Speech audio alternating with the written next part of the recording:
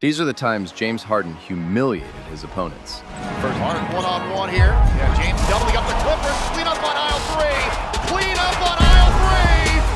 Someone call someone. You know what I express? You know what I'm thinking about. James Harden, put him in the popcorn machine. Yeah! First up, we got to rewind all the way back to college. But not just any college season. We're talking about the 2008 to 2009 Arizona State Sun Devils.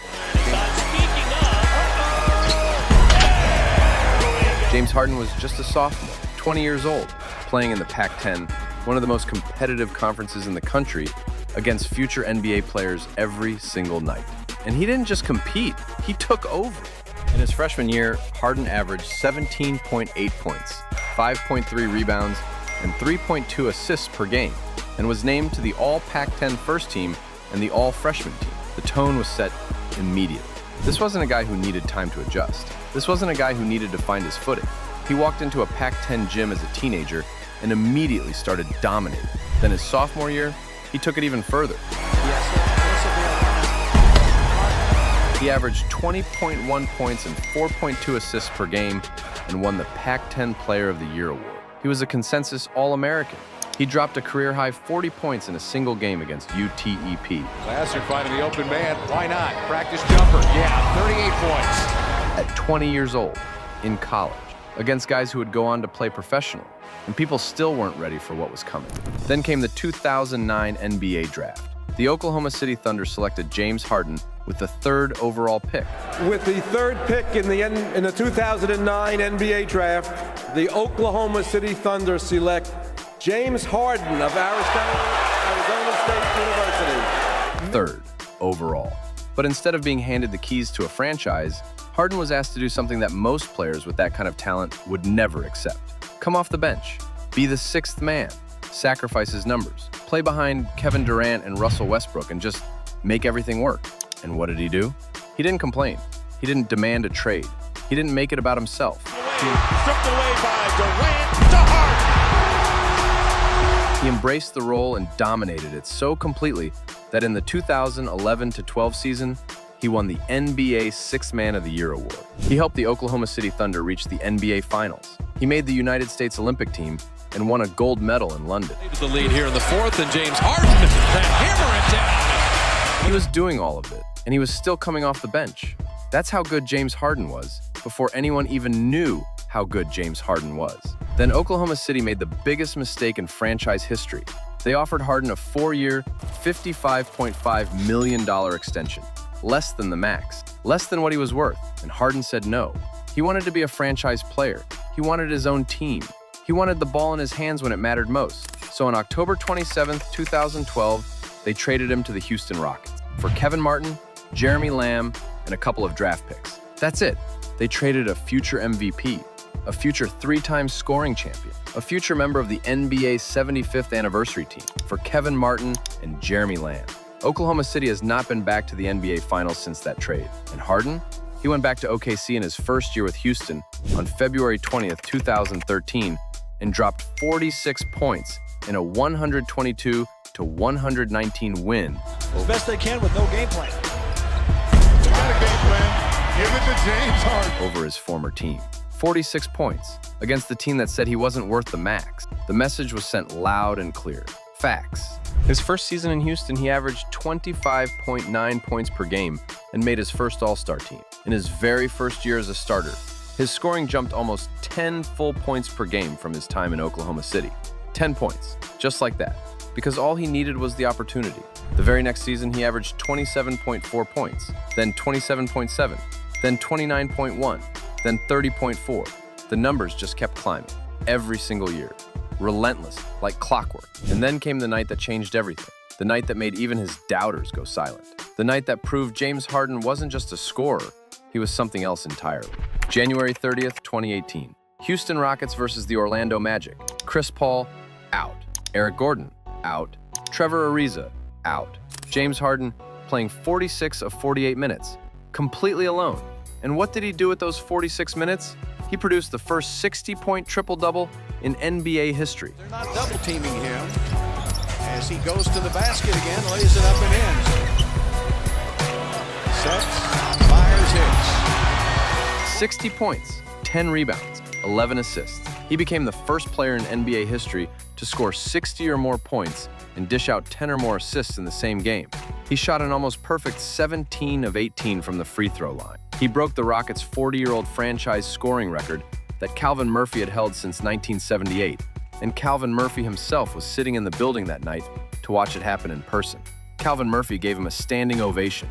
The man whose record just got erased stood up and clapped, because even he knew what he had just witnessed was something no one had ever seen before. And after the game, Harden's own teammate, Gerald Green, a veteran who had been in the league for years and seen everything, looked into the cameras and said, "I've been playing a long time. I've never seen a performance like that. I caught myself just being a true fan throughout the whole game." His own teammate, a professional basketball player, described himself as a fan in the middle of a regular season game. That's what James Harden does to people. Then came the Kevin Hart situation, because this one is too good. Kevin Hart is one of the funniest people on the planet.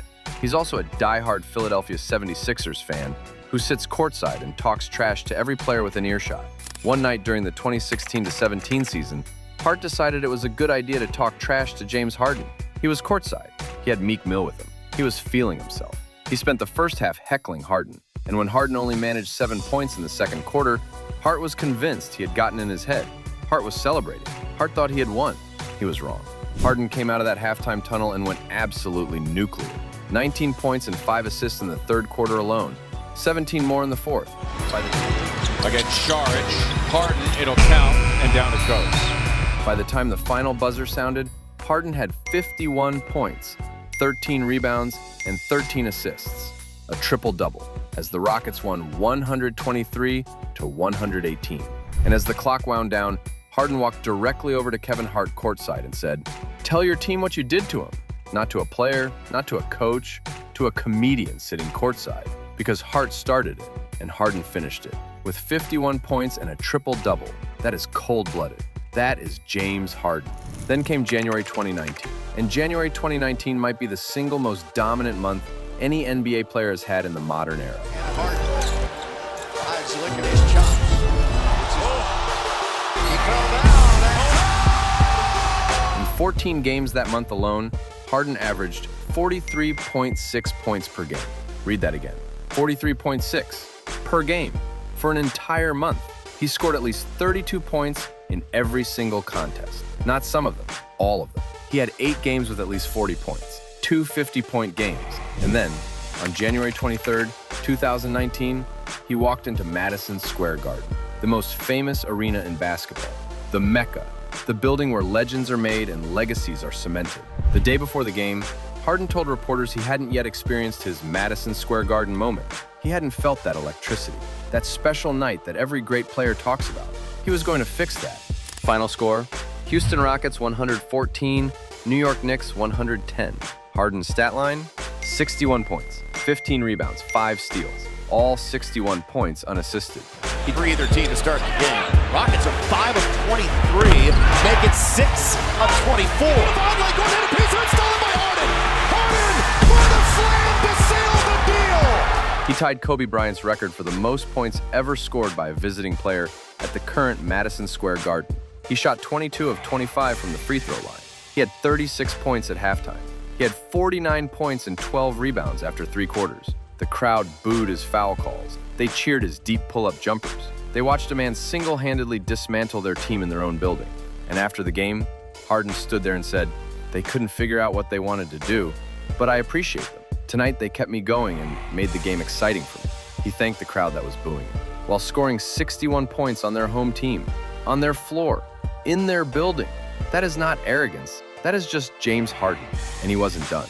Later that same 2018-19 season, he dropped another 61-point game, this time against the San Antonio Spurs. They had a couple of young guards get hurt on him before the season even started. And Harden to the basket, and steps back and fires, and hits. 2 61-point games in one season. He became the only player since Michael Jordan and Kobe Bryant to have 5 50-point games in a single season. He won the scoring title for the 3rd consecutive year, the first player since Wilt Chamberlain to do that over a 3-year stretch. And at the end of that season, he had averaged 36.1 points per game, the 7th best scoring average in NBA history. No other player in the entire league averaged even 30 points that year. The gap between Harden and the second leading scorer was 8 full points. 8 points. That kind of separation doesn't happen. Except it did, because James Harden is not normal. Now let's talk about the MVP season, the 2017-18 season. The season that silenced every single critic at once. Every person who said he couldn't win. Every person who said he was just a regular season stat patter. Every person who said he couldn't lead a team to anything meaningful. James Harden averaged 30.4 points and 8.8 assists per game.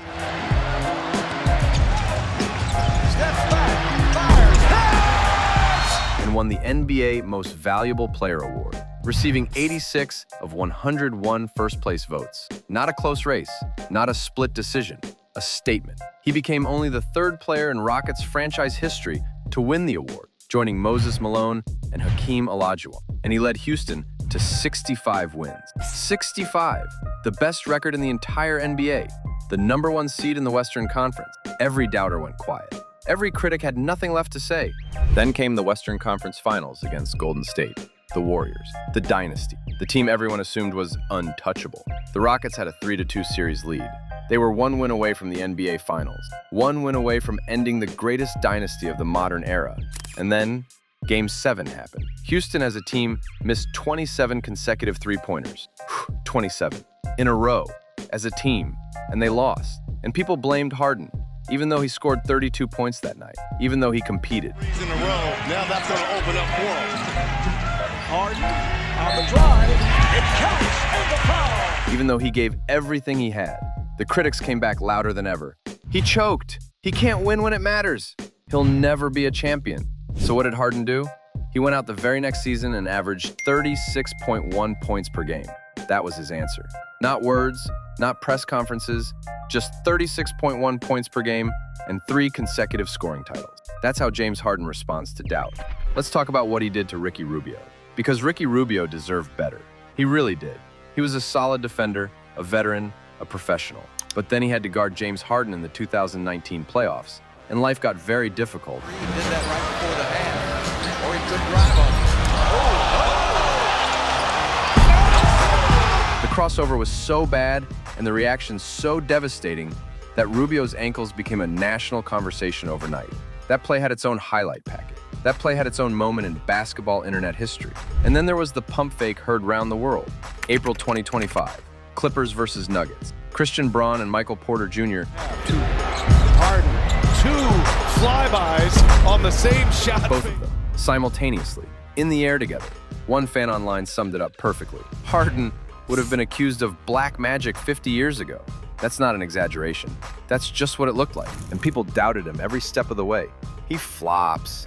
He travels on the step back. He disappears in big games. He can't stay with one team. He's too selfish. He'll never win a championship. So what did Harden do? He won 6th Man of the Year. He made 10 straight All-Star teams. He averaged 36.1 points in a season. He scored 61 at Madison Square Garden. He produced the first 60-point triple-double in NBA history. He won 3 straight scoring titles. He won the MVP. He scored his 25th thousandth career point and became only the 7th player in NBA history to reach that milestone. He was named to the NBA 75th anniversary team, one of the 75 greatest players in the entire history of professional basketball. 75 years of the game, and his name is on that list. He is the NBA's all-time leader in 50-point triple-doubles. Not top 5, not top 3, the all-time leader. More than LeBron, more than Kobe, more than Jordan, more than anyone who has ever laced up a pair of sneakers and stepped onto an NBA court. Nobody in the history of this game has had more 50-point triple-double performances than James Harden.